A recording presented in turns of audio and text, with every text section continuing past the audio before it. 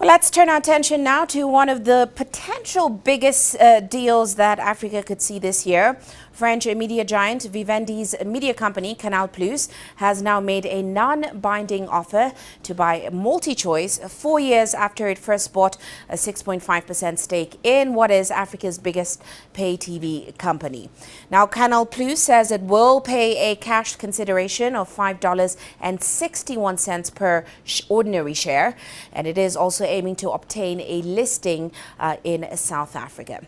Well, let's delve further into this possible deal with Petri Redelingus. He's the founder of Herenia Capital Advisors, and he is based in Johannesburg, South Africa. Great to have you on the show with us. Now, of course, this could be a major deal. A deal like this will create a group with about 50 million subscribers on the African continent. And also, given Canal Plus does have a strong presence in the Francophone market, give us a sense of just how much reach and size a deal like this will carry for Africa. Well, good evening, and thank you for having me. And I think, I mean, you mentioned it in the intro to this. It'll create a group that reaches around 50 million subscribers. That is absolutely massive, right? And I mean, together the two will basically cover most of the African continent.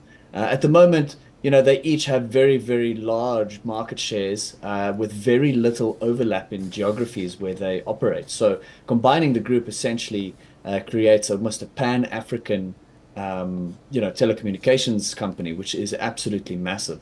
And I think also one of the big advantages is with the MultiChoice group being, I want to say, somewhat experienced in the streaming business with their Showmax product that they have. I think that adds really well to the product mix that Canal Plus could be, for example, offer to their existing and new clients. So I think it will form a very, very strong group. There are just obviously some regulatory hurdles, particularly from the South African side, that they might have to overcome before they can put a deal together. Now, we'll get into those regulatory hurdles. But first, as you mentioned, MultiChoice is a streaming giant in Africa.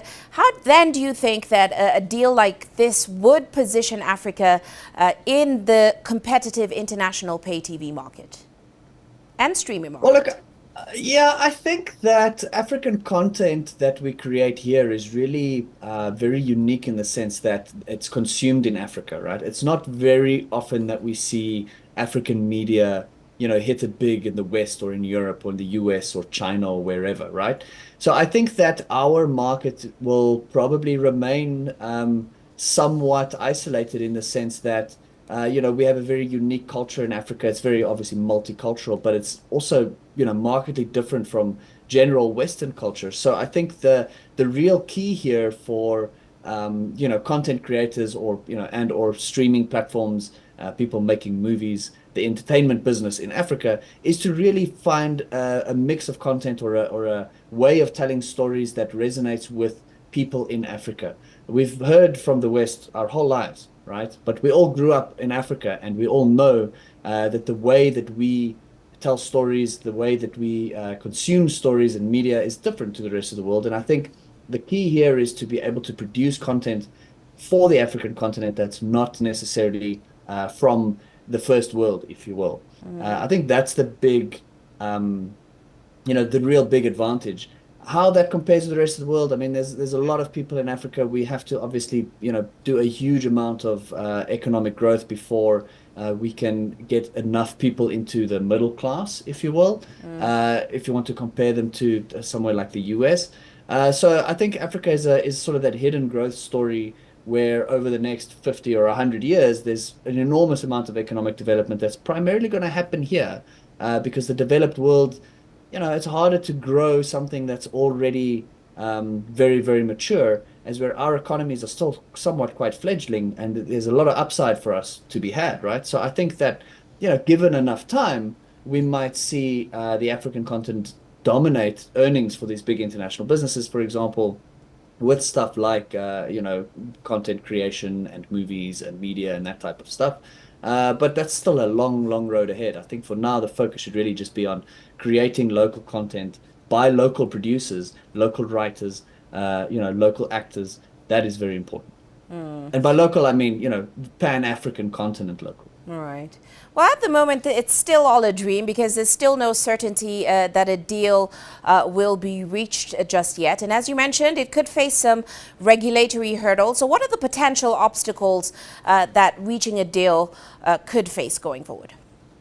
Well, good old South Africa with challenging rules, right? We have a rule here in the Communications Act that stipulates that foreign voting rights in a multi-choice group, um, or in broadcasters, is only allowed to be at 20%, irrespective of the number of shares held, by the shareholders. So you could own more than, let's say, half the company, but your voting right is no more than 20%, right? So that could be potentially unattractive for international investors like Canal Plus, for example. There is, however, a white paper that was drafted by government that says the voting rights could potentially be lifted to 49%. The rationale is obviously to stimulate investment in South Africa. They might be willing to consider this if, for example, Canal Plus does a local listing here.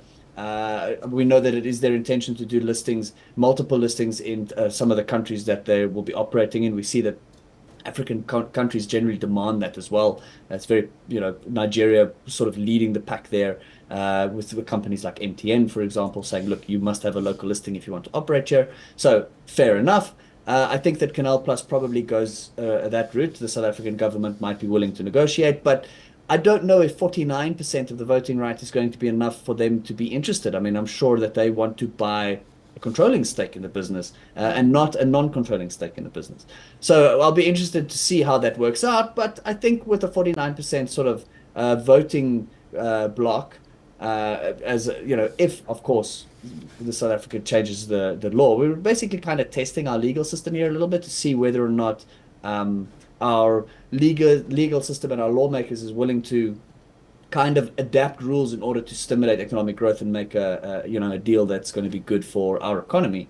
So it'll be quite interesting to see. I think there's quite a good, there's a fair amount of hope that it'll go through. I just think it's going to take a very, very long time to finalize this deal and get it over the line.